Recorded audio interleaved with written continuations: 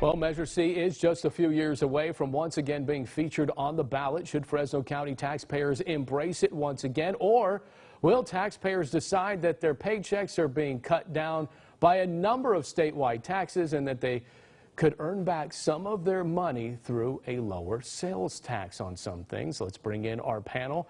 For round two, Larry Powell, Lupe Espinoza, and Amanda Renteria. So you heard from Buddy Mendez. And Larry, I want to come straight to you here. Sure. Because you're really good with measures.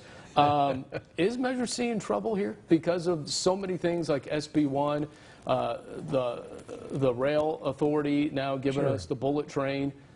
Well, you know what's interesting is when you do what you said you were going to do in a measure, it endears confidence to the whole thing. And when we see what's happened with Measure C, I don't think there's been any sense that they've not done what they said they would do. They haven't used the money appropriate. They've used it very, very well. And a lot of people have benefited because we can get across town now in ways we never could before. It could take you 50 minutes to get across town before. Right. I think if they put another one in the north side, that would be a good thing to do. Across Herndon. Yeah. Whoa, you know. imagine that. Yeah, so I'm really happy with it. I think the folks are too.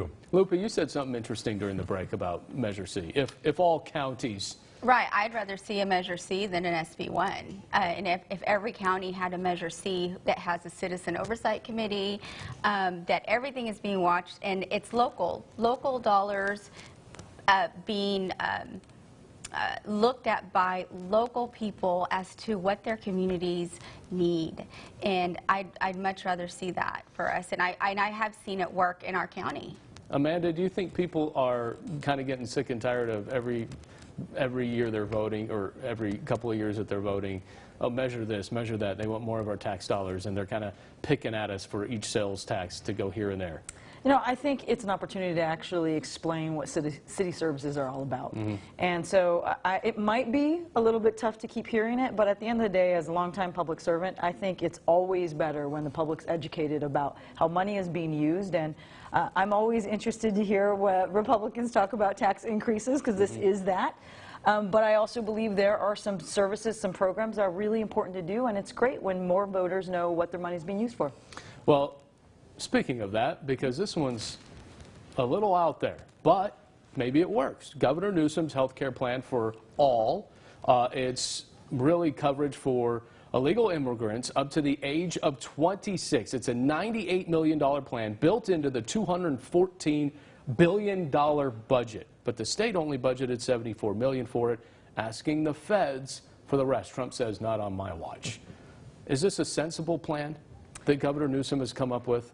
Here's all I say is we live in the Central Valley where the immigrant community are our neighbors, our families, our friends, are the backbone of the ag economy. And the idea that we want immigrant communities here to help us with the ag economy, but we're not actually taking care of folks and making sure their families are healthy and making sure our community is healthy, I think we're missing a bigger, larger picture here, particularly in the Central Valley. Lupe, I want to come to you because San Francisco Assemblyman Phil Ting said this, quote, our people, our voters feel a strong sense that we should be insuring everyone here. Is that true? I am not in favor of universal health care. I don't think that the California citizen should be having to pay out of pocket for people who are not here legally. And I'll share a personal story. I didn't have insurance for my son or for myself or my son for about 8 or 9 years. We made do. We figured it out. Growing up, we didn't have insurance. We figured it out. So I think that this is just another burden on the California residents and citizens, and I just don't think that it's right, and I don't think that Governor Newsom has a right to burden. Larry, your thoughts? Well, I think kids need help. Obviously, kids that are healthy coming to school learn better. They become taxpayers. They become citizens that are concerned with what's going on. They learn more.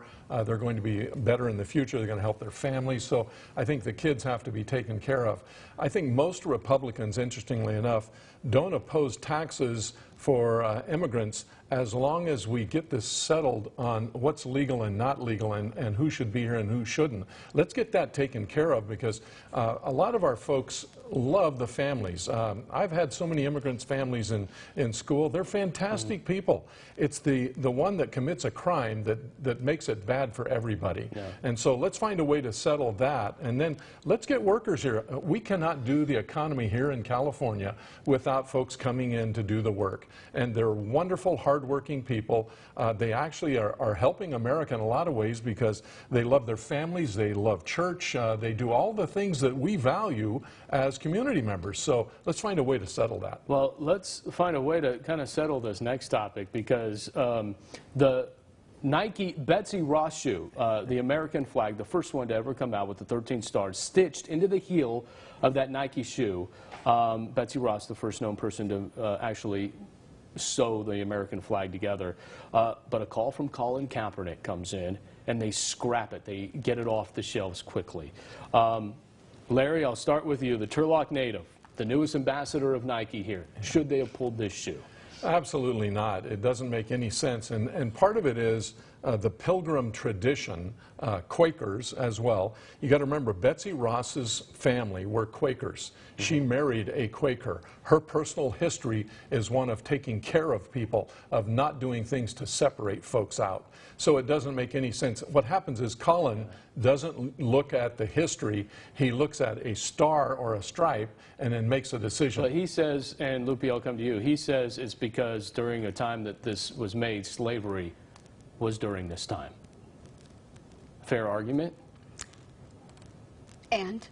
I don't know. Yeah, And what? I mean, it was. That's part of the history of this country. That's just part of the history. I do not think that Nike should have, because of the call of one person, that's an awful lot of power to give him.